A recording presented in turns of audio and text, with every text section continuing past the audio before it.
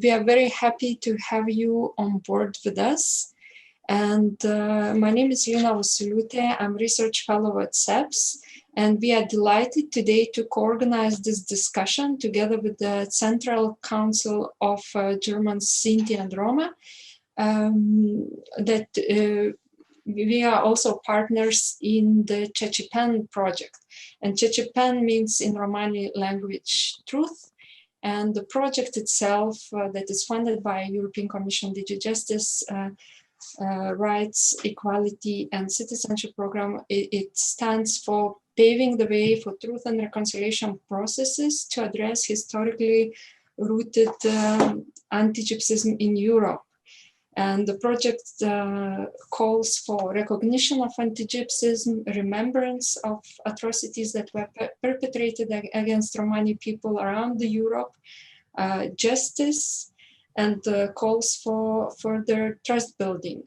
And in light of this project, we have raised a goal to investigate and to look closer into some interesting or promising practices. And we have identified that two expert commissions that have been set up in Sweden and Germany are very interesting examples on how this historical injustice and structural anti-Gypsyism that has been perpetrated for centuries actually could be potentially addressed.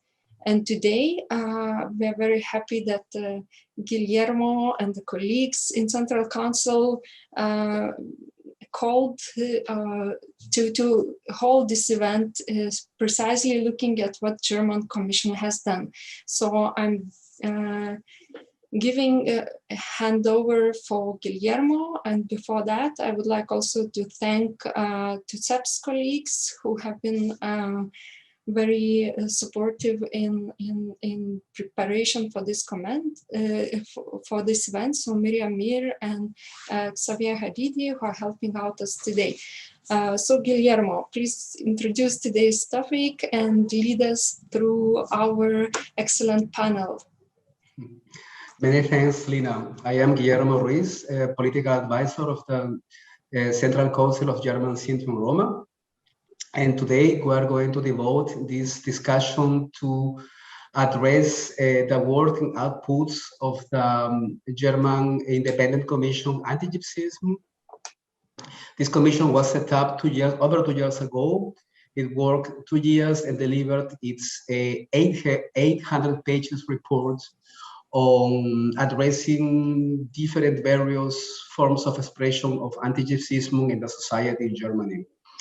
After Sweden, Germany is the second European country starting a process of a new appraisal of the historical dimension of anti-Gypsyism in the society and the state.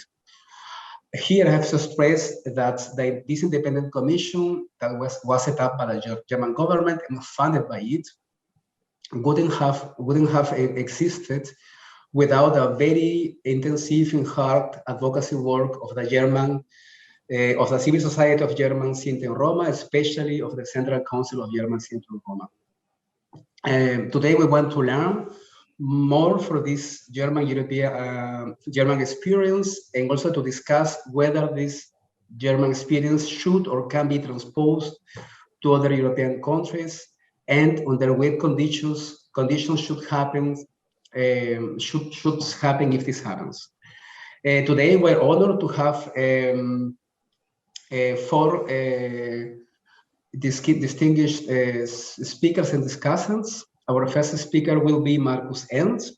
He was member of the Independent Commission Anti-Gypsyism. He is researcher at the Technical University in the Department for Research of Anti-Semitism. Our second speaker will be Silas Kropf.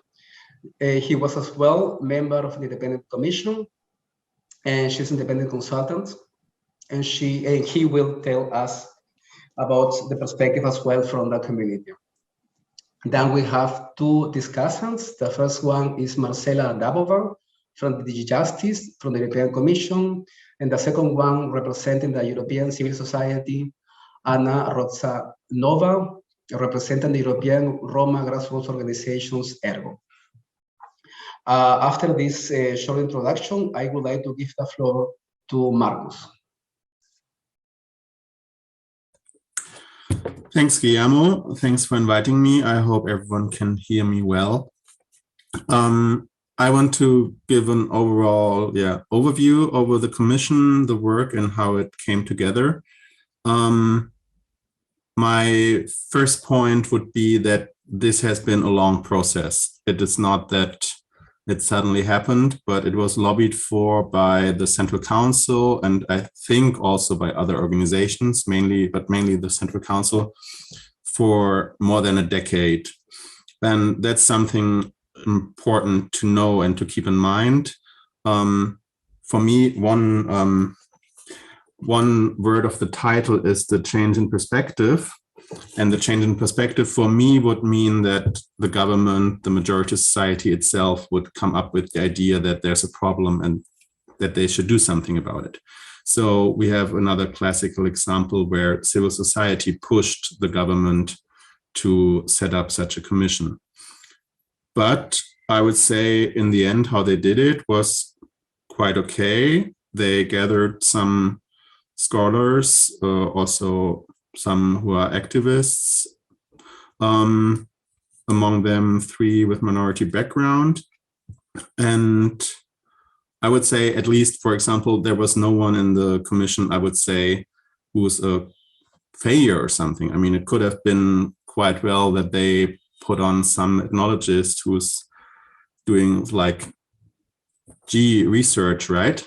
So this didn't happen. So the commission could work quite well. And in most of the questions, we were like agreeing on a broad variety, of course, not in every detail, but we had a common understanding of racism and anti-Gypsyism. So we could work for 2 years. We had considerable funding that allowed us to commission other studies, small and big ones. And that was something that's really important. Of course, all of us have been some kind of experts in our fields, but there's a lot of topics where, we were no experts and where no studies existed. So we were able to fill those gaps partially. And that was very helpful, I think, for the general research, but also for the political situation. And then in March 2021, we came up with that report. It can be downloaded in German. It's thick, as you mentioned. Until now, we haven't been able, due to time and financial restrictions, but mainly time, to commission an English translation, but I still think that would be something very important. Guillermo, or I don't know who, but we should work on this. I think the main findings are difficult to tell, because I mean it's a report about everything, right? So we had a lot of discussions ourselves. We had those studies we commissioned. We had a lot of hearings with 4 or 5 organizations that are considered to work like German-wide of Sinti or Romani people. We had a big hearing where we invited all of the organizations we knew and asked them about their needs and their wishes for this report. So we came up with those 3 words: the change in perspective. Change in perspective for me means that it has to be understood that this is not a problem caused by Roma, but a problem deeply rooted in majority society. I mean, I repeat this for 10 years now, but still in political discussions, when you talk about it, it's mainly about how Roma people here and there suffer and so on, but it's not addressed that this is a structural problem in the society. And very often people think that when there are no Roma or Sinti present, that there's no problem, but they don't understand that it can still continue to exist. So to understand and to accept that this is a major problem in the society's institutions would be this change in perspective that is very much needed. The second would be historical justice. We were surprised how important the continuing effects of National Socialist persecution are still for today's families in Germany. And we think, or we expect, that this is the case for families in other European countries as well. Nearly all interview partners, all studies show that the effects that this persecution had, that this fundamental taking away of money, of goods, of livelihoods had, and the ongoing discrimination afterwards, that this is still felt today. This is also where one of our major recommendations is focused on. It is that the persecution needs to be accepted as a complete persecution of all minority members from 1933 until 1945, whereas until now it's still that every single person has to prove that they were persecuted, and that they also have to remedy the effects of the discrimination in the recompensation processes, so that the people who are the children, grandchildren of the survivors or of the people that were killed, that their discrimination in the recompensation process is compensated, because this had enormous effects on every aspect of their social life. And the third aspect we identified was participation. We need a much deeper understanding of participation, of inclusion in political decisions, of support for the organizations, especially as we see nothing goes without the organizations.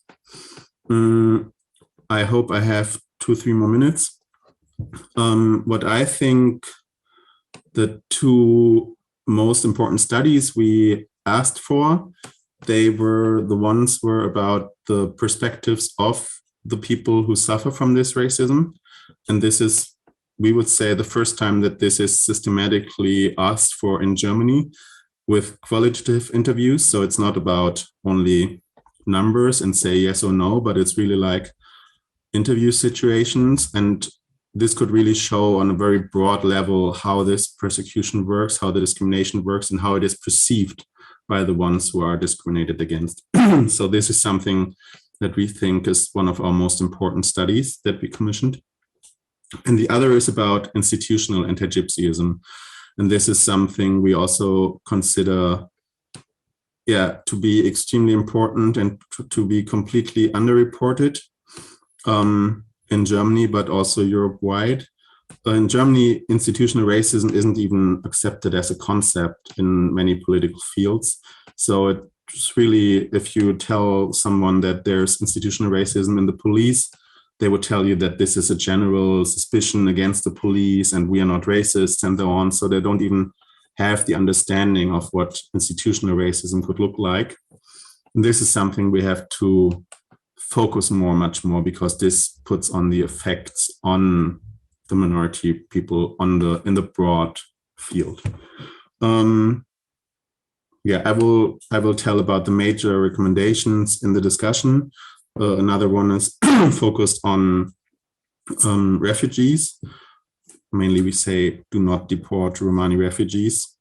The other is about participation, that there's much more efforts needed.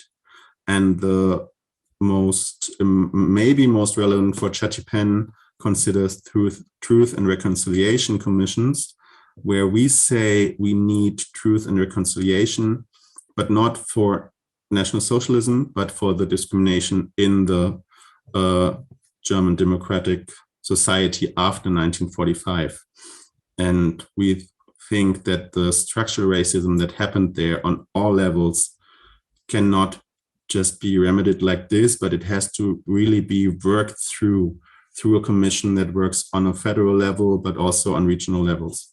So those were the recommendations that consider like content, and the last combined recommendation is more of an organizational kind, that we say we need one advisor on the highest governmental level who is only task is to organize the fight against anti-Gypsyism, and that this advisor needs to work together with other advisors on the Länder level.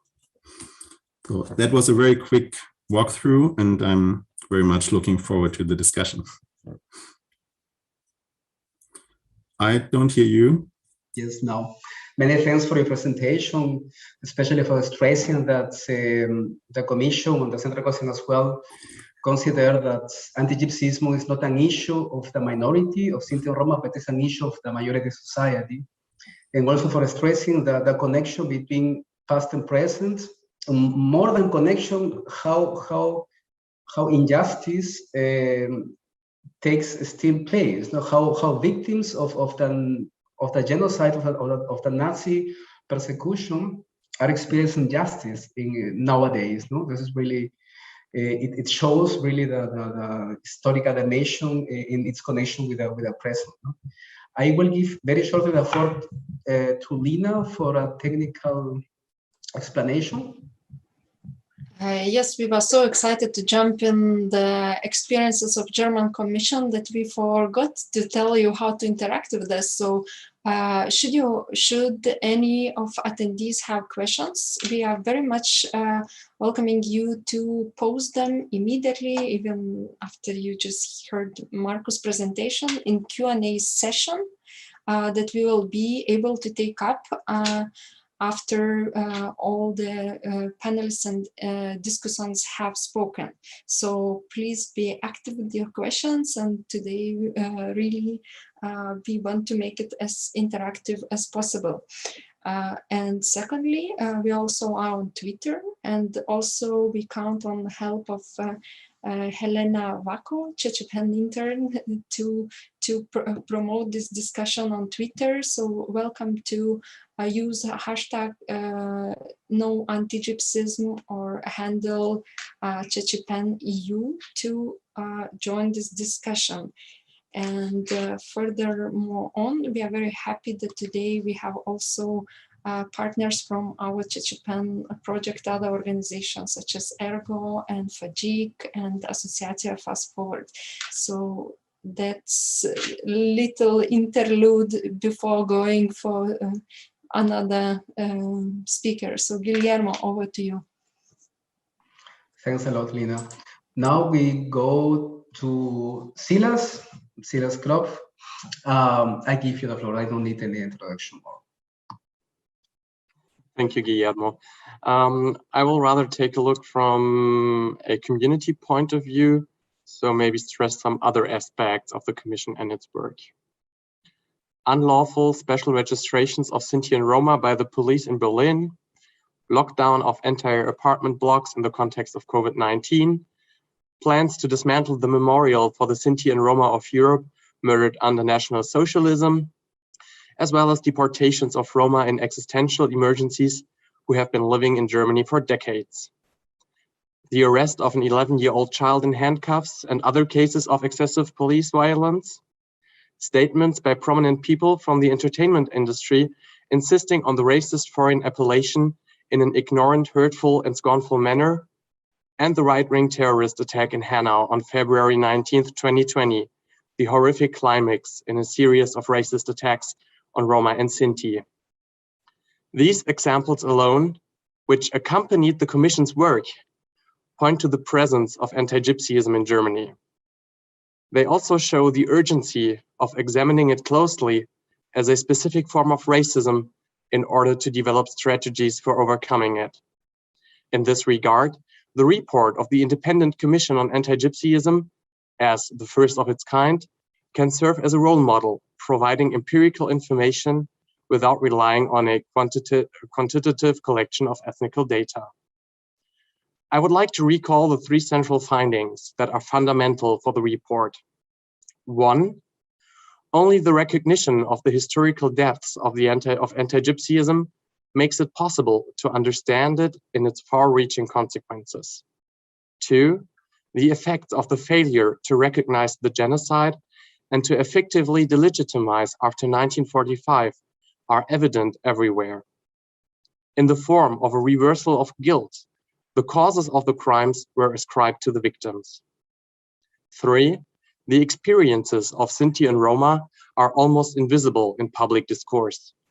The lack of empirical studies on the actual extent and the presence of the various self-organizations of Sinti and Roma neglects their role as central actors for social change. Little was known about their importance, their number, their strategies and agendas, as well as the general conditions of their engagement. Despite its important empirical findings, this report can only be the beginning. In the future, it will be important to consider anti-Gypsyism in all relevant social fields, in political decision-making processes, in scientific practice, in media representation, in historical political educational work, and last but not least, in institutional action. This is the only way to achieve a sustainable change of perspective called for by the Commission. The report shall not only address political stakeholders, but also serve NGOs as a tool to strengthen the political importance of their work.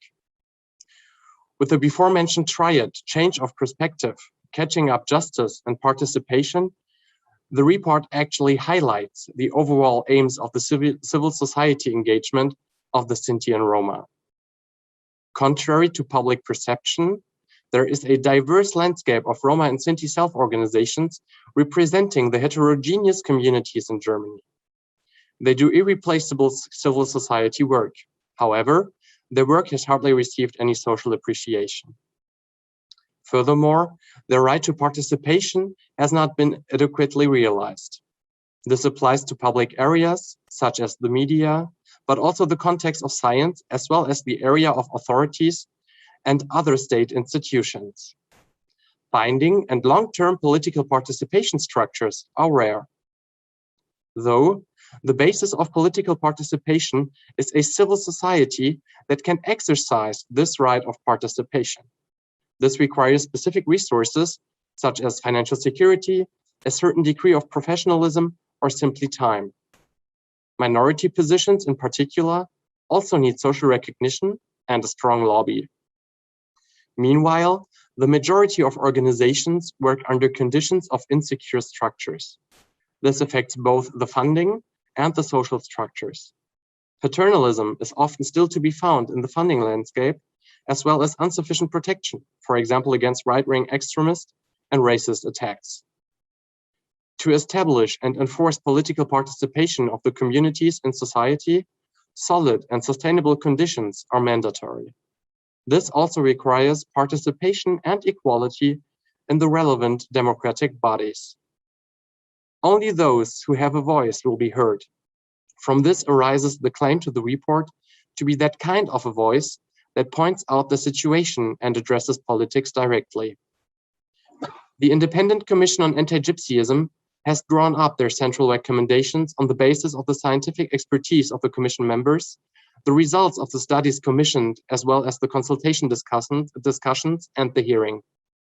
The Independent Commission on Anti-Gypsyism therefore calls on creating effective and sustainable participation structures for the Sinti and Roma communities at all levels. This includes representation and voting rights for Sinti and Roma organizations in all state bodies that deal with the affairs of the Sinti and Roma communities, or in which anti-Gypsyism must be counteracted. In addition, the civil society work of the organizations of Sinti and Roma in Germany is to be strengthened through transparent structures and permanent financial support. Participation models, such as state treaties and/or participation councils and similar measures, should be implemented in cooperation with the communities at federal and state level and anchored in law. Another recommendation, Markus mentioned it before, targets the recognition of Roma refugees as a group particularly worthy of protection and the termination of their deportations. Combined with the claim for a comprehensive recognition of the genocide, these recommendations reflect the long-lasting claims from Sinti and Roma NGOs. According to the guideline, Nothing About Us Without Us, the implementation of reliable and sustainable measures requires Sinti and Roma representatives to be involved in the relevant processes. The content of this report can build a basis for NGOs to substantiate their claims. In terms of policymaking, it can serve as a guideline for taking dedicated actions to overcome anti-Gypsyism.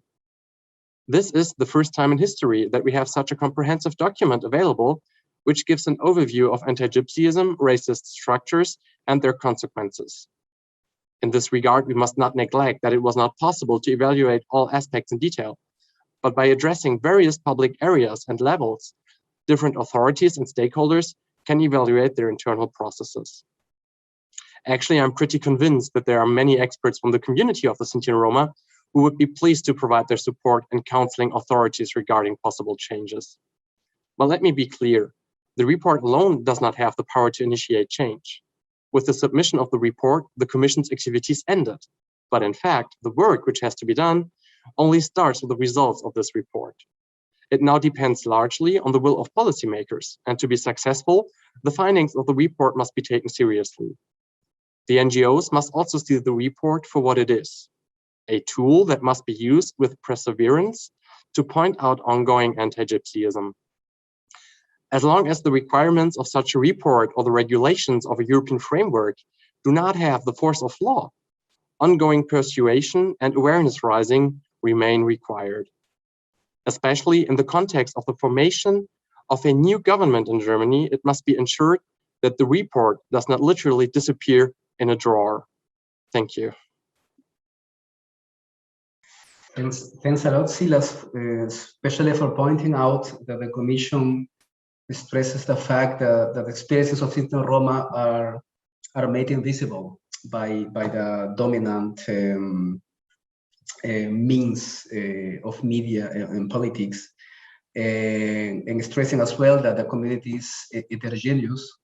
In being like this, different instruments have to be developed to address the needs of the diverse groups within the communities.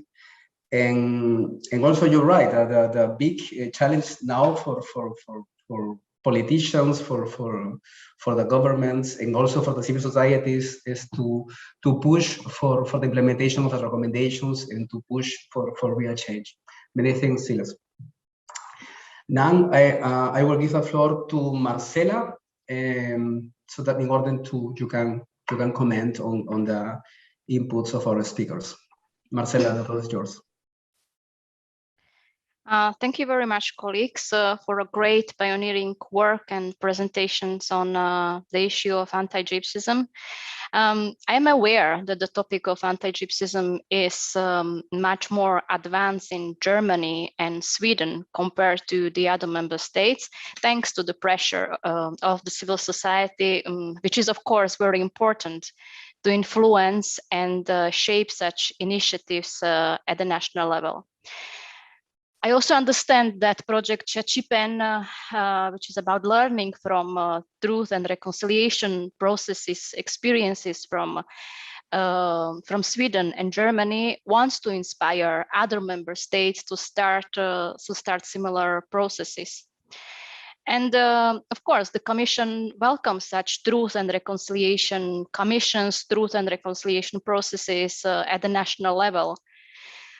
While we do not have competencies to enforce such measures in the member states, we fully support them at the national level, for example, through the newly adopted EU Roma strategic framework for equality, inclusion and participation that was adopted by the Commission last year in October, or through the Citizenship, Equality, Rights and Values program to promote truth and reconciliation at the national level. And I believe also that project CHACHIPEN was also funded through this very important program. And indeed, anti-Gypsyism is a specific form of racism, which is deeply rooted and also accepted in the society. And if we do not understand its manifestations, we will never be able to achieve justice for Sinti and Roma in the EU. Anti-Gypsyism is a root cause, long-standing phenomena or challenge that really perpetuates the exclusion of many Roma and Sinti and significantly hinders the chances to enjoy rights and access to services on equal footing with the others. And you stated correctly, it's not It's not a Roma problem, it's not a Roma issue, this is the issue that we have in the society. I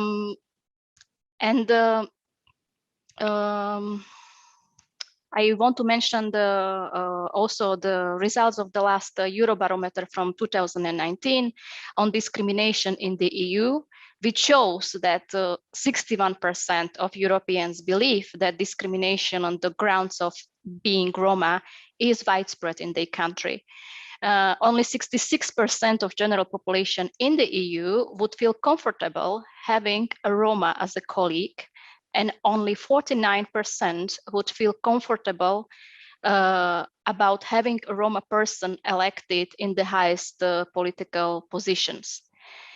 Therefore, racism and discrimination against Roma is the most pervasive, widespread, and unfortunately very often unpunished form of racism and discrimination against Roma across Europe.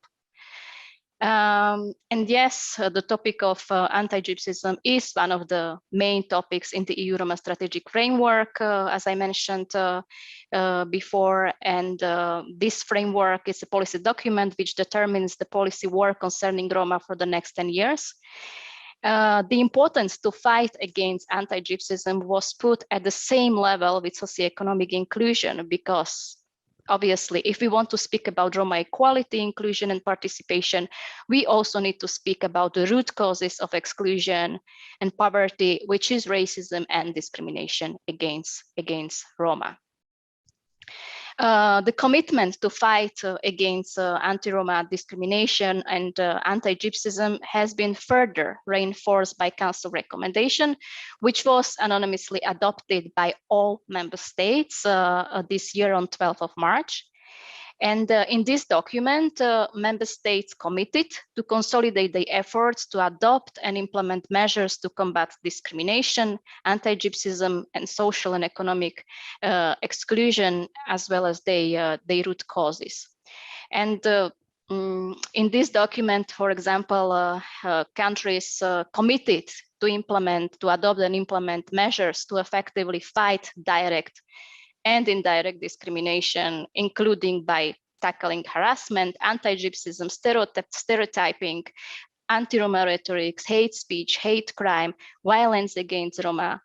For example, measures to analyze and acknowledge the existence of anti-Gypsyism, which is very important, and raise awareness of those phenomena through the media, school curricula, and by other means, and also among civil servants, for example, police, social workers, and other important stakeholders that come across or they work with Roma directly.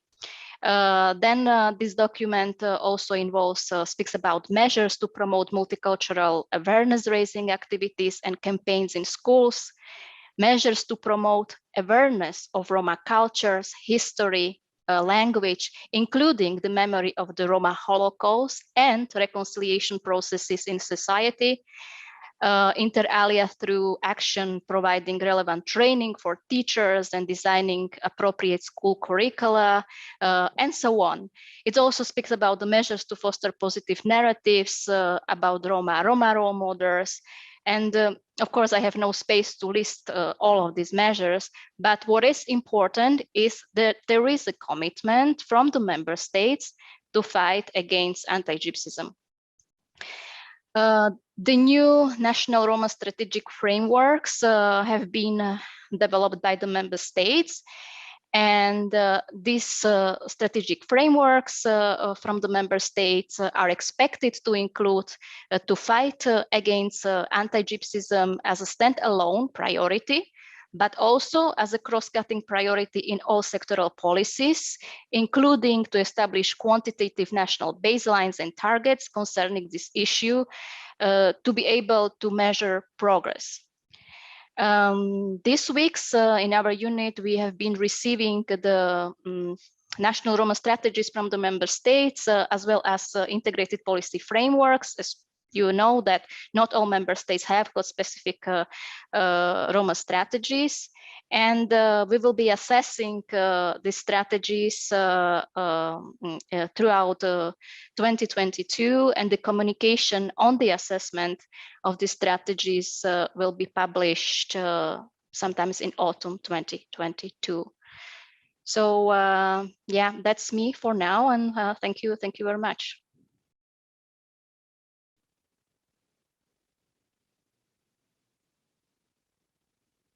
Many thanks, Marcela, for giving us the perspective of the Commission, European Commission, and we welcome very much the Commission, European Commission recognizes the anti-Gypsyism as the main cause for social exclusion and poverty faced by parts of Sinti and Roma communities throughout Europe. We wish the same commitment from member states, what is not always the case, as we know. But we continue in this fight. Many thanks, Marcela. Now I will give the floor to Anna, who will give us the perspective from the Roma civil society at European level. The floor is yours, Anna. Thank you, Guillermo. Thank you, the panelists, and for your presentations, and to Marcela for the perspective of the Commission. I come from Ergo Network, the organization which is the network of civil society organizations, and we also stand behind the Alliance Against Anti-Gypsyism. We believe that the success of any Roma-related policy depends on everyone's commitment to fight anti-Gypsyism and racial discrimination at the root cause for social inclusion and the poverty of Roma. We find ourselves now in quite strange times. On one hand, we can see the growing anti-Gypsyism, not only in EU member states, but also in the enlargement countries. The COVID-19 pandemic, for example, it has a disproportionate impact on the Roma, Sinti, and traveler community. Silas gave us some examples of other modern cases of discrimination. But then on the other hand, we must also admit that we have walked a long way of lobbying and pushing for the issue of anti-Gypsyism to be heard and accepted by the institutions. This is probably what Marcus referred as a change in perspective, and I really like this formulation. There is an increasing recognition for the fact that Romani people are not the cause of this ideology. And I'm really happy to hear Marcela mentioning that specifically. A lot is achieved when it comes to policy design, but Romani people still do not feel this in their lives. Many Roma across Europe still struggle to survive and face hostility and discrimination and racist violence. What we seem to miss at policy level is fighting the systemic anti-Gypsyism. The data we have so far usually talks about individual cases of anti-Gypsyism. We struggle to look at it structurally. I also think that the process of truth and reconciliation, historical justice, as Marcus called it as well, is an essential part of combating anti-Gypsyism, also on a structural level. You have mentioned how the families now are still affected by the events of the past. I myself come from Lithuania, the country where almost 1/3 of the Roma were killed during the Holocaust. And this is not the event of the past. This is the event which is still alive in the minds of grandchildren and even great-grandchildren who are living now. And things like Holocaust, slavery, coercive sterilization of Roma women, these events produce severe trauma, which passes from generation to generation. And that is why we see the initiatives like CHACHIPEN, and especially the progress made in Germany and Sweden, as necessary part to fight against anti-Gypsyism. When we speak about truth and reconciliation, I must agree with Marcus, this is a process, more a process than a mechanism, such as setting up a commission. And as Ergo Network, we see the local level as the most important one. We see mobilization of local people as our co-work. Fighting anti-Gypsyism should be embraced and implemented at grassroots level by and with Roma activists, NGOs, and communities. CHACHIPEN project is an excellent example of focusing on building coalitions of Roma NGOs and experts. And this coalition can support policy recommendations and processes of truth and reconciliation. They can also learn from the experience of Sweden and Germany and further build on those. But this is not enough. More needs to be done in all the countries across Europe to create a common awakening, language, and commitment to support demands for restorative justice. Not only that, we also demand the teaching of Roma language and history in schools and promotion of Romani culture and identity. Focusing on spreading and sharing the good examples, capacitating Roma grassroots organizations and building alliances among Roma organizations, but also connecting them with other groups suffering from racism and historical justice. So not just separating ourselves from the rest. These are the key in creating meaningful processes in all countries across Europe. The Holocaust wouldn't have worked without the conspiracy, both tacit and active support from many of our societies. In the same way, the social justice cannot be achieved unless all of us contribute to dismantling the societal chains of prejudice and injustices that have been built up until today. I thank you. Many thanks, Anna, especially for your final words, stressing that injustice was committed by large parts of the society, European societies, and we need as well to change this situation, these framework conditions nowadays, unfortunately, as well. And also for stressing the issue of the local level, because I was also discussing with colleagues in the framework of the Fundamental Rights Agency meeting this week. We're discussing the need to conduct consultations with policymakers as well at local levels, because a huge amount of policies, of measures fighting anti-Gypsyism or fighting social exclusion of disadvantaged Sinti or Roma are taking place at the local level. Many thanks, Anna. I'm checking now if we have questions from the audience.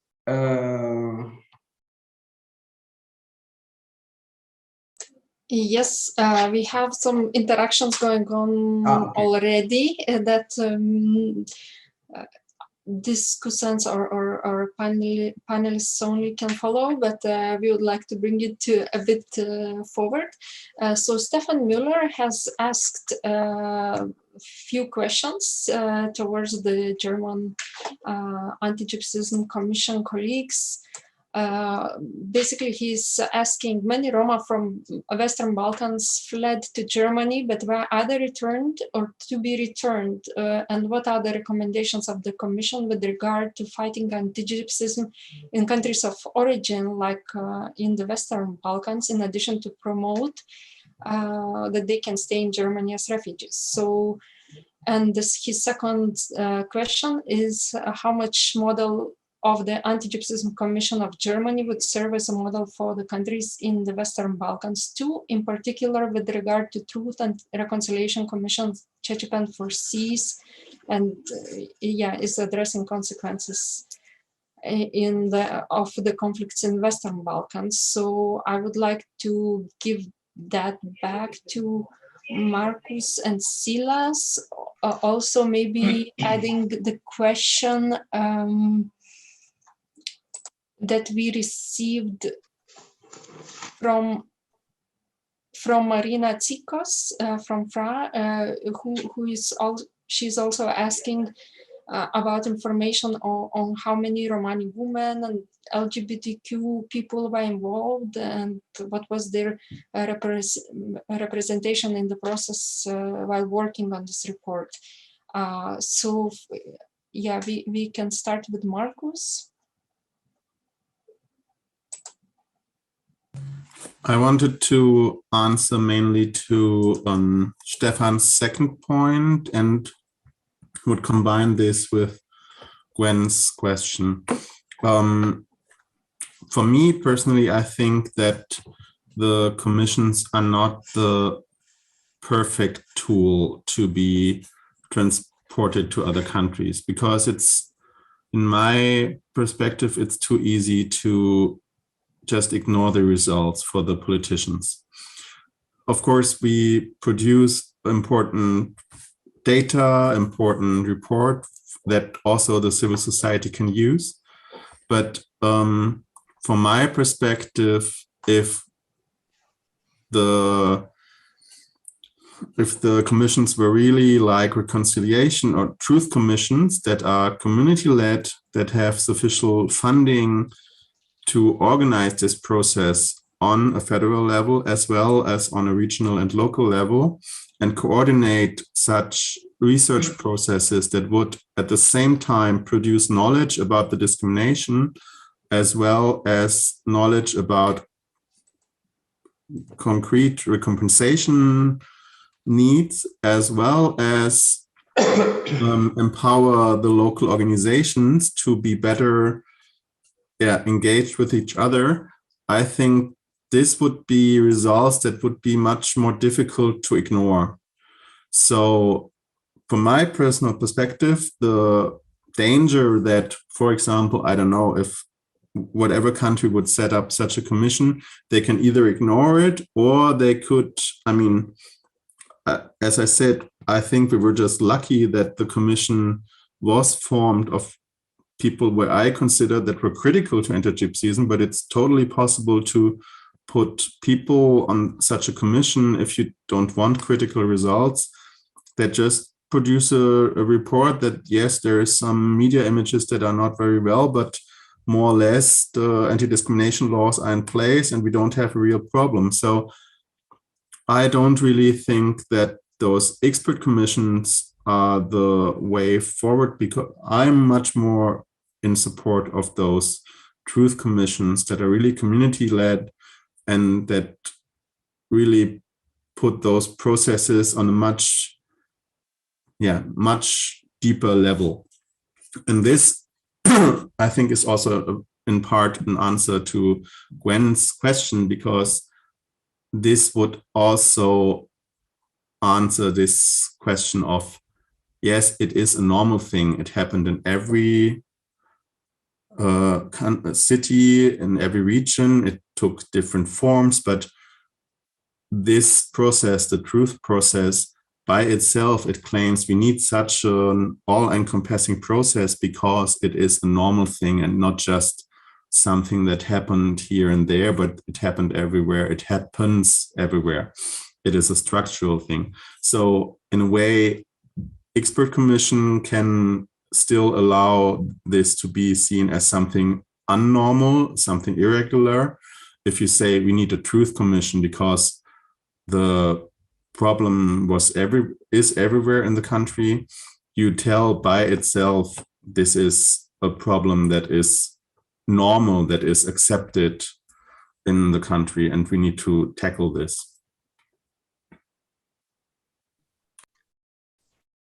So maybe I will just get to the point of Marina with a question regarding Roma women and LGBTQ people. So as Markus mentioned, we were 11 people, 11 so-called experts in this commission, and 3 of them were part of the community. And if you take a look at those 3 people, among those 3, we have 2 Roma women and 1 LGBTQ person. So actually, it's not that bad in terms of the commission members themselves. And then on a larger scale, as we had this underrepresentation of Roma in the commission, it actually was quite important for us to also live this nothing about us without us. That's why, for example, had this non-public hearing of active Roma NGOs in Germany, which Markus also mentioned. I also mentioned it before. And one of the big studies that we commissioned during our work focused on, Markus also mentioned that before, on the empowerment work of the Roma and Sinti NGOs. And what they did during this study is that they actually tried to find all NGOs that are active in Germany. So it was not only that we invited the NGOs that we knew to the hearing, it was actually all NGOs that we could find in Germany. And among those, among these NGOs, there were at least a few feminist organizations, 1 explicit LGBTQ organization, and 1 intersectional organization. And all the input that we received from those organizations, so their analyses, their concepts, their experiences, their ideas, all that was actually taken in consideration when we wrote the recommendations and the corresponding parts of the report. I would like to complement this question, Silas. I wanted to ask you if a second commission, Antigypsyism, would be set up. Would you do something different to involve the communities? Or you would repeat the same procedure? Actually, no, I would not repeat it one by one, of course, because it is actually that point that the commission itself raised very early, that it is really sad that you have a commission where only, or not even a little more than a third of the people in the commission are part of the minorities. So this is definitely a point that we could work on. And actually, the circumstances that we have with the pandemic, in addition, that's something that we didn't even mention before. So we were in this pandemic, no more possibilities to do any offline events. So this hearing with more than 70 organizations took place online, with organizations that never worked online before. So it was actually also some kind of logistic challenge to get this done, as well for the consultation discussions that we had with different umbrella organizations in Germany. So what has to be done if a second, and I hope that there will be a second commission to be installed, we would preferentially have more experts from the communities involved. And then also, depending on the schedule that we had like this 2-year schedule, which were not even 2 entire years, even a little less. And we had to deliver at the end of this period. So we were just not able to take the time we wanted to have more participation events, more structures which allow to give input to our work, which also had, at least at the beginning, some kind of small negative impact on the communities, because they actually knew there is a commission, they are working on anti-Gypsyism, and we get no information, we have no idea what they do, what their results are, what they're here for. And this was one of the main reasons why it was so important for us to have this kind of safe space where we organized this non-public hearing, from one side, just to show our faces, of course, to show some first results of our work, but also to give some kind of insights that we are under such a pressure. So I have given the examples of the events that have occurred during we did the work of the commission. So we had these that at least asked for some reaction from our part. We had political stakeholders that got back to us with some inquiries where we said, sorry, we're not here for that. We're not responsible for some ad hoc consultation for any policymakers. So that is why it was really difficult to focus on our topics, and also why we say that there must be a second commission, because just in this period of time that we had, it was just not possible to cover anti-Gypsyism in all its dimensions, in all details. So there is still a lot to do for a second commission, of course. And I would like to raise or to read out this question that Marcus referred. Gwendolyn Albert from Czech Republic is asking that she noticed that the understanding of anti-Gypsyism as a specific kind of racism is yet to be fully grasped, because of the core belief that Czech society is somehow immune to racism, and that it happens as a social illness elsewhere, but it doesn't apply to Romani people. There is a rejection, normalization of this anti-racism as mainstream position. And she asks how you are planning to advocate to implement these recommendations and how this should be leveraged for international discussion with Czech decision makers. And here I also would like plug in this conversation Marcela and Anna from their respective advocacy perspectives, especially since she is reminding us that Czech Republic will have its EU presidency in the second half of the next year. So maybe you are foreseeing some potential ways how this anti-racism discussion could be raised, or what are your entry points when speaking with these decision makers? And then, of course, we would like to hear some insights from Marcus and Silas. Marcela, yes? Yes, thank you very much for the question. And yes, of course, we are aware that the about the upcoming Czech presidency next year, and we are planning some things that we hope for Czech presidency will be up for, but at the moment, you know, it's still in the stage of discussion, and I cannot really reveal any information because nothing was confirmed. But what I can say is the Czech Republic adopted the strategy for Roma equality, inclusion, and participation. I think it was in May this year, where the topic of anti-Gypsyism, or I think in the Czech way it's Antigypsyism, is one of the priorities. At the moment, you know, I cannot really say to what level this area is or this topic is focused on the mainstream society, but I can imagine that, you know, if you want to work on anti-Gypsyism, you have to work with the mainstream society. But yeah, as I said, like, we still don't have the assessment of the national strategies, and it is something what will only happen next year. And yeah, the communication on the assessment of all national strategies will be published only in autumn in 2022. Thank you. And let's turn to Anna.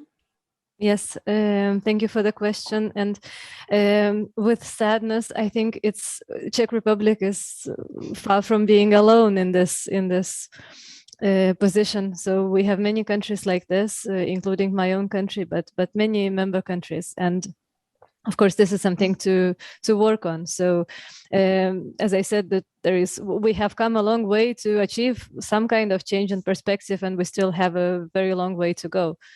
And through our mechanisms, through our member organizations on the ground in different countries, we will of course continue lobbying, and through Alliance Against Antigypsyism. So using all our mechanisms to work on that. But yes, the problem is there, and we are aware of that, and it's not limited, unfortunately, to one country, but we find it in many countries.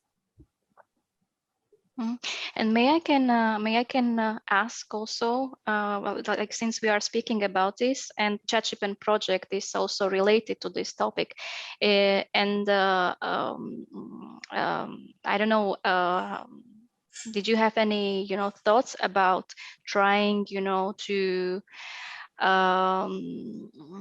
maybe convince member states, like, for example, Czech Republic, you know, to learn from this process? Or are you focused only on I think it's two countries, Spain and Romania, or what is the situation? Well, yes. So we take it by country. So we have the strong alliances in Romania and Spain. So this will be the countries with the strongest focus now. But of course, the idea is to replicate this practice or adapt this practice, because the situation will be different in different countries. But yeah, to spread it across Europe, and not only touching EU member states, but also not forgetting about the enlargement countries and other countries we have in ERGO.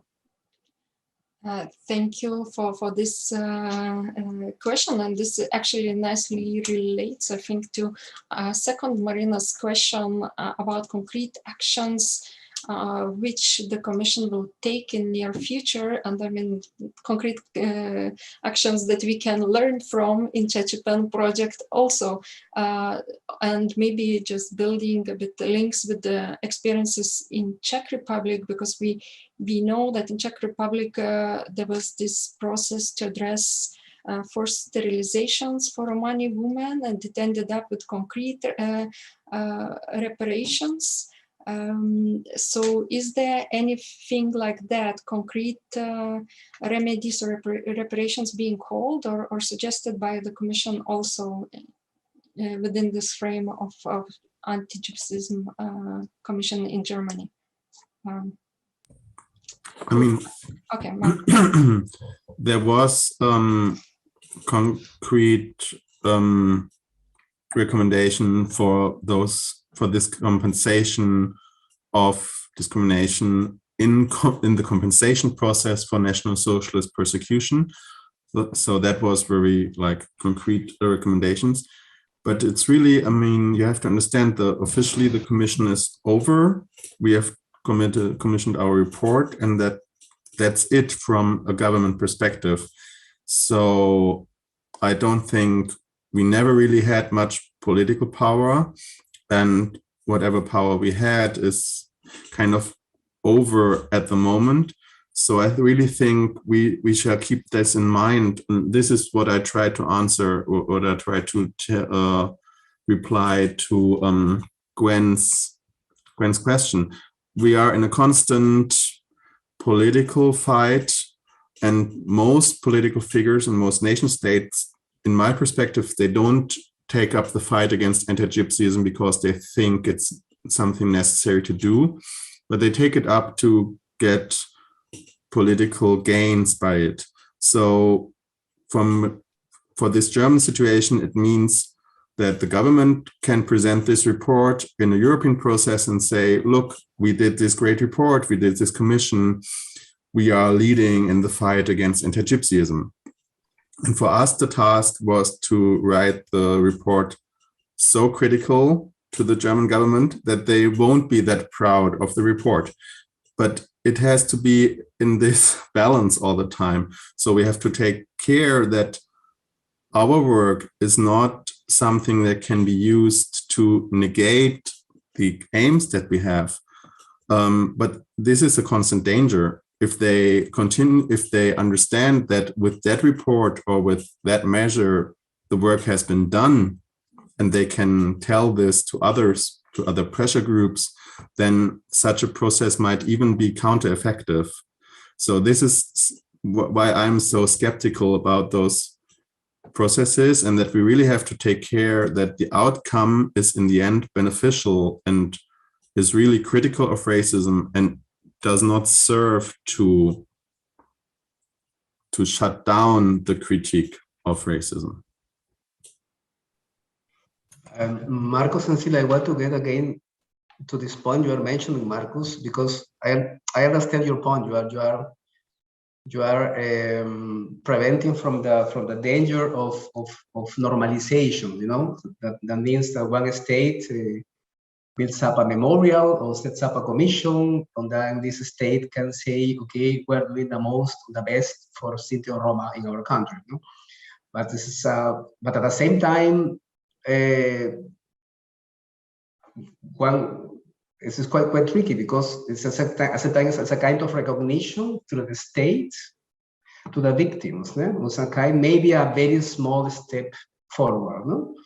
I agree with you, but I'm trying as well to see the added value we can have from such kind of processes.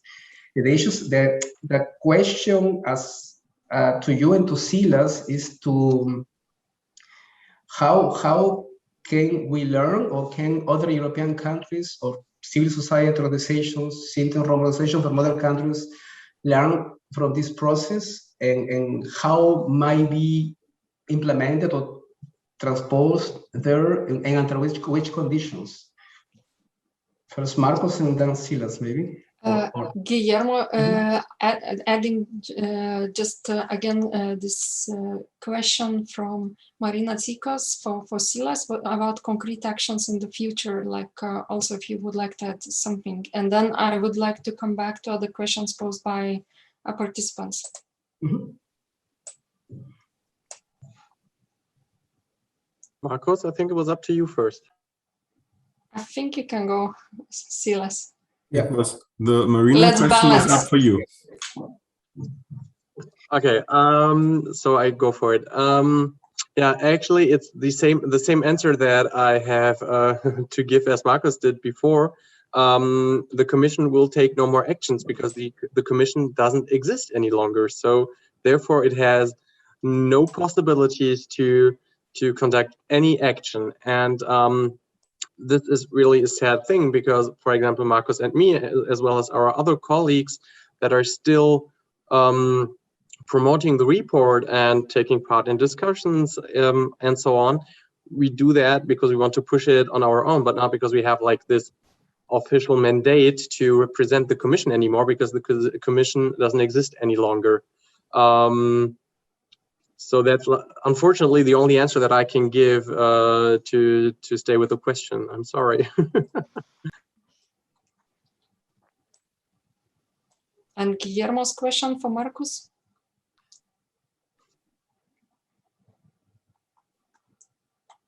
I think Guillermo's question is also a bit the question Roma Active Albania posed, right? What would we recommend? Mm-hmm. And I think from my perspective, the most important thing is this: it is something normal. This is, I mean, this is not a recommendation, but rather a thought. But this is the thought I try to push, and I think a lot of other people try to push on a European level for years now, that it's not something that's happening at some point to some people, but it is something that shapes society, that is deeply enrooted in majority societies. So I think to push this thought, this perspective, is something that I would say is what I recommend first. And maybe for me personally, what I didn't reflect on as much as needed in the last years is how much of an institutional aspect this is. My work focused on media representation, on stereotypes, on the things that are in the minds or in the ideology, right? The stereotypes, the pictures that they have. But even if you erase such pictures and such stereotypes, if the structures are like they are, and the structures are historically built, the institutional racism will continue. So I think we need to focus much more on those institutional aspects of the racism, be it in, I mean, in the fields that are defined by the European Commission, but the focus is that there shouldn't be discrimination in healthcare, there shouldn't be discrimination in housing. But I think until now, it's not so much shaped in a way that this is considered institutional racism in a way of how is this reproduced? How does it work? How does the police racial profiling work? How does the social work approach work? So this is something I think would be needed as a second perspective. And the third is, I mean, the most important thing, again, don't let this process be something that helps talking down the racism and helps giving a fig leaf, but let this process be a process where you as an organization, as civil society, have the means to be critical and to continue to be critical. Thank you so much, Marcus, for this insights. I think it again nicely transitions into another question on institutional racism and racial profiling raised by Orhan Tahir, and he refers to EU Commission's large-scale funding projects on prevention of radicalization and extremism in some Balkan countries like Bulgaria and EU member states like Bulgaria. And these projects increase anti-Gypsyism, especially among the police officers, because the Roma is the main target group of such projects, and project is based on some very slim and pseudo-scientific basis. So he's asking, do participants, and here I would like to address question firstly to Marcela and Anna, and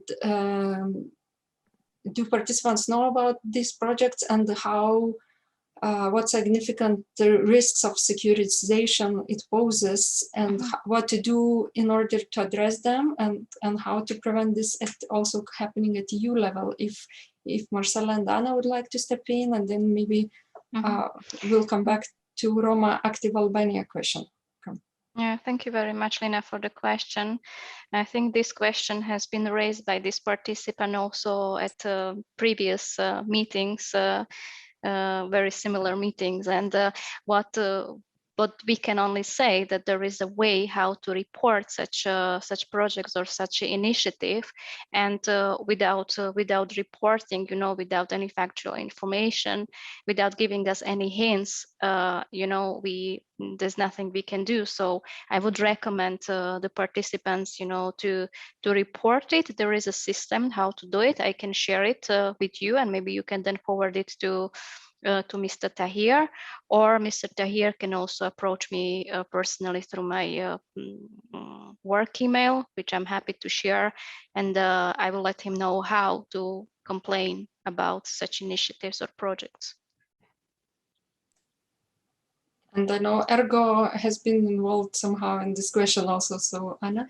Well, yes, this is the question which the same thing which we answer from different points all the time. I think it's very important to see anti-Gypsyism as a structural problem, what was already mentioned. So not to view it as individual cases, but to see it as a structural institutional program, and to address it, like to go through the root, but not just scratch the surface. And another thing, like extremely important thing, would be, of course, the involvement of the community, involvement of Roma people, not only in the implementation of those projects, but involvement in drafting the projects. So involving from the beginning to setting up them from the beginning into the mechanism.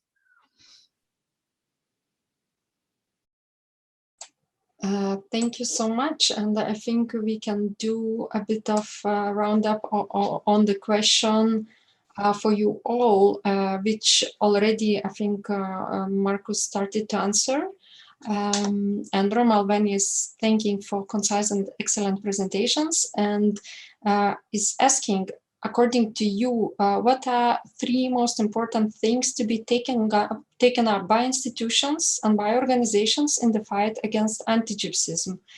And maybe here still adding up this question also, not only in the EU, but also in Western Balkans and partner countries. So what would be your key 3 takeaways? We heard from Marcus about participation, about investigation of these issues. Would Silas like to start it off? Still, I'm not an expert for the Western Balkans, but I can also try my 3 steps to fight anti-Gypsyism. And if one day we find those 3 steps that really lead to the perfect result, then we'll be really living in a happy place. But let's keep that besides. So I think that the first thing that is actually crucial is still the recognition of the fact that anti-Gypsyism exists, and that only because I think, or that I say that I might be anti-racist or not racist, that this is not a guarantee for me not to have some kind of racist behavior or racist speech. This is really the first step that they have to take. I have been in touch with a lot of institutions where people say, yeah, of course we are fighting anti-Gypsyism, we would love to promote projects and so on, but try to tell them that some of their texts that they publish on their website or criteria that they have for their projects actually reproduce anti-Gypsyism. Then they actually don't like talking to you any longer. So this would be the first step for all kinds of institutions. And then the second part will also be about dialogue. we have a lot of, and I think it's the same case for all the different countries, a lot of experts in the different communities who work for years on those fields, who examine anti-Gypsyism, who have ideas how to overcome it. And this is some kind of resource that all the different countries possess, but that nobody uses or only uses to really small extent. So this could be a second thing, really to involve the communities and give them the possibility to bring in their ideas and their concepts. And the third, I think the third thing will be that we have to get to some kind of circle of ongoing reflection. In a lot of cases, there are specific measures that are taken or one single action that is taken. And after they're done, it's over, no more anti-Gypsyism. We are all happy, we can go home. But there's really a lack of reflection and ongoing processes of questioning themselves. And this is a little bit the fear that that always comes to me regarding these reports, as for example our report, because actually the moment when our report was published or given to the government was actually a very bad moment, because it was the end of an election period, and currently we have a new government being formed. So the commission was the thing of the old government, and the new government has now to do something with it, which raises actually the risk for them to actually not doing anything, as it's not their thing. So it's also a lot about timing. And this combining the reflection and timing, we get to the point that it is really important to have a strong community which communicates with each other to make sure that they tackle the institutions at the right moment, to make sure that institutions are rather pushed to do what they should do. And let me just close with this, that in my opinion, it's still very sad that we still have to push institutions. And I don't think that I will see it in my life, but I'm really looking forward to the day when they start working on their own without being pushed. Thank you so much. And with this, we can turn to institutions. Marcela. I think mostly most of this the points I'm going to say were already raised, but from my personal perspective, what's very important also from the experience, the recognition, which was already mentioned, the recognition that anti-Gypsyism is here. It's here for centuries, and this recognition has to come from the governmental institutions. So it's not that only civil society is going to speak about the existence of anti-Gypsyism. Can you hear me? Yes. Yeah. So it's not that just the civil society, will speak about the anti-Gypsyism as the issue we have in society, but it also has to be acknowledged by the government, by the governmental institutions. Secondly, it is also important that we as a society, we have to understand, and this was already mentioned, that this is not a Roma problem. This is not a Roma issue, because this is usually what we refer to when speaking about this topic. This is a problem that we have in this society. And as Marcus was also mentioning, this is a problem that is shaping our society. And thirdly, what I consider as important to address anti-Gypsyism is implementation of effective measures to address it, of course, with the participation of Roma and Roma civil society, with the participation of, of the commission, such was established in Germany, but also, the most importantly, participation of Roma people themselves. Thank you so much, Marcela. Now I will turn to Anna before coming to Marcus, and I see we left out one very important question.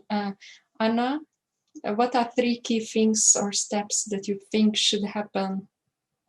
Yeah, I'm afraid I will not say much more new things here, which were not said yet. So I would say that, first of all, we should recognize that anti-Gypsyism exists, but recognizing it, we should have in mind that it's not only single cases of police violence, single cases of hate speech. It's something which is deeply embedded in the structure of institutions very often, and in the whole society. So I think this is very important to have in mind. So not to see it as individual cases. And then the second one, of course, is mobilizing the Roma community and the civil society, and to have the involvement of Roma, not only in the implementation, but in the creation of the project mechanisms. And the final one, I would say, is to realize that anti-Gypsyism is a form of racism. And meaning that we can build bridges with other groups who are suffering from racism and historical injustices. We can learn from each other, and we can build alliances and coalitions so broader than we are doing it now. Thank you so much, Anna. And the question was for Markus from Doris Peske, who was asking about the discussions that they were happening in Germany about the state treaty with Sinti and Roma in Germany, and whether the process has been defined or will be defined with new government. I see answer from Markus, but maybe you would like just to reiterate quickly, and before adding your 3 key steps, if any, to complement, to address anti-Gypsyism. No. I raised the hand because I wanted to put this on a more specific level regarding what the report is treated with, but I can't add anything to the answer I gave. We recommended such a treaty, but we are not in any way informed or included in the process. The 3 steps I already gave, when we were talking about institutional racism and about how it is accepted that anti-Gypsyism exists and how this report is considered, I wanted to give an example. There's a small chapter on police racism. It's only a subchapter of institutional racism. And in the conclusion, it says that, and I try to translate quickly, after the National Socialism, the perpetrators continued to shape the perspectives on Sinti and Roma in Germany. So we're talking about 50s and 60s. And then it says, until now, there is little sign that this perspective is fundamentally changed, has fundamentally changed until today in police practices and in approaches to police work. So, I mean, there's a government report, and on the outside it says Minister of Interior, and the report says National Socialist perspectives more or less prevail in police work in Germany until today, to put it a bit more, to put it a bit more drastic, right? And you would think that, I don't know, police would approach the commission, would ask, okay, you found this, how can we change that? You would think that ministers of interior would approach the commission. You would think that there's some outcry in the media that this happens, but nothing happens. It's just, it's written there and that's it. I'm not even sure if most organizations of Romani and Sinti did recognize this. I didn't see any press releases. So this is what I mean with the change in perspective. If you commission such a report, you have to also read it and you also have to deal with it. And if this doesn't happen, then the whole process is flawed, because you just produce the paper, but you're not willing to act upon it. So that's what I want to tell with, we have to be behind it and we have to change the perspective. And if such a report states that police still uses more or less the perspectives of National Socialism, surveillance of Sinti and Roma in Germany, then we expected that there's some reaction to this, that there's something that follows this. That's what I asked for. And I could take any other example. I just took this example because I know it well, but we could make the same case for schools, for health, for whatever part of society. Thank you, Marcus. And I think this really relates to what Anna mentioned about this coalition building and partnership building, and the timing that Silas referred to, because the case in Czech Republic on Stanislav, the man killed by police, the outcry happened because of timing and because of these mobilizations around very similar cases with racial profiling happening in US. And this shows a bit of this power of transnational mobilization processes and tapping into certain narratives. So that not only the works of the Commission, but timings and also strong alliances are very important. And with this, I would give also for Guillermo to say some final words, and then we'll have to close the webinar. Unmute. Thanks, yes, thanks a lot, Lina. No, I wanted to take the final words of Marcus. What is needed is that implementation of recommendation. What is the hugest, the more difficult challenge in this whole process?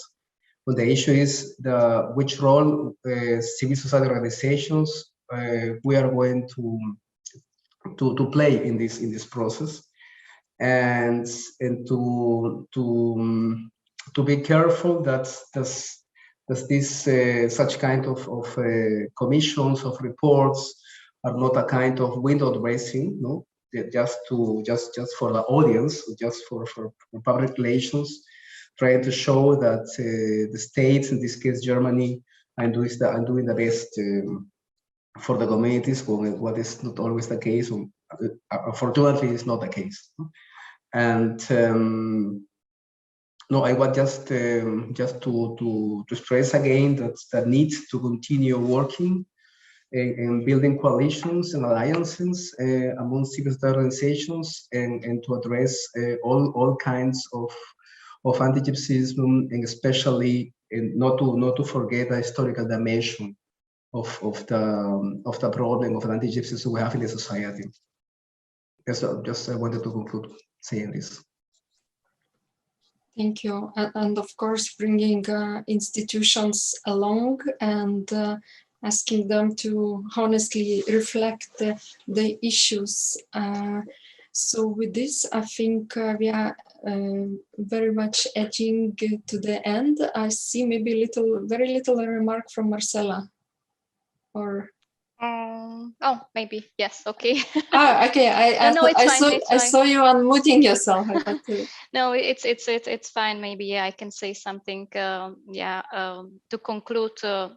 Yes, our work towards equality, inclusion, and participation of Roma, as well as our fight against anti-Gypsyism, is a long-term commitment, which of course require cooperation, alliances of all EU institutions, national governments, and equality bodies, human rights institutions, to team up and take action in partnership with civil society and full involvement of Roma themselves.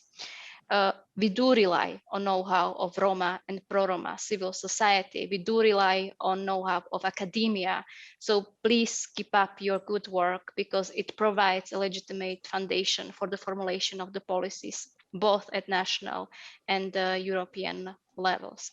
And I also would like to ask, if you can share it with us, the report, even if it's in German. Yeah, it's fine. Or if you have a shorter version, yeah, please share it with us. Maybe we can ask Marcus or Silas to share with attendees and panelists the link. And we would like just to thank you all for today's participation. Especially we would like to thank Guillermo and Central Council of German Sinti and Roma for leading this webinar and coming up with this idea. And I think it's really important for Ergo Network for their ongoing support and cooperation within a CHACHIPEN project, as well as CHACHIPEN partners who have been engaged in the process and in trying to explore how various transitional justice-like tools or similar commissions could work, and what sort of added value could be. So we definitely will be looking within the context of CHACHIPEN project in what's next, what's the added value, and the questions we raised today, and how such reports or commissions, under what conditions they should not become a fig leaves if civil society could come up with some decision, some recipes or mobilizations around them. And also we would like to once again to thank SEP's colleagues who have been cooperating very much and helping in setting up this webinar. So thank you so much for Miriam Mir and Xavier Hadidi for their kind support and cooperation, for Helena for her help with the tweets, and follow us at Twitter, CHACHIPEN EU. Also engage us with hashtag #NoAntigypsyism, and we are very much looking forward for your ideas, cooperation, and do not hesitate to contact ourselves, SEPS, Central Council, or Ergo, should you have any ideas for the future cooperation or some urgent examples and cases of institutional and ongoing anti-Gypsyism that you would like to bring forward, because I think CHACHIPEN provides this space. Thanks a lot. Thank you. Thank you very much. Thank you so much, and have a nice weekend. Thank you. It has been getting darker and darker around us, so a bit, symbolically, but let's hope, there is still a glimpse of light, and CHACHIPEN maybe could help to a bit ignite it. So thank you once again for our excellent panelists, Marcus and Silas and Marcela and Dana. It has been great pleasure having you all here.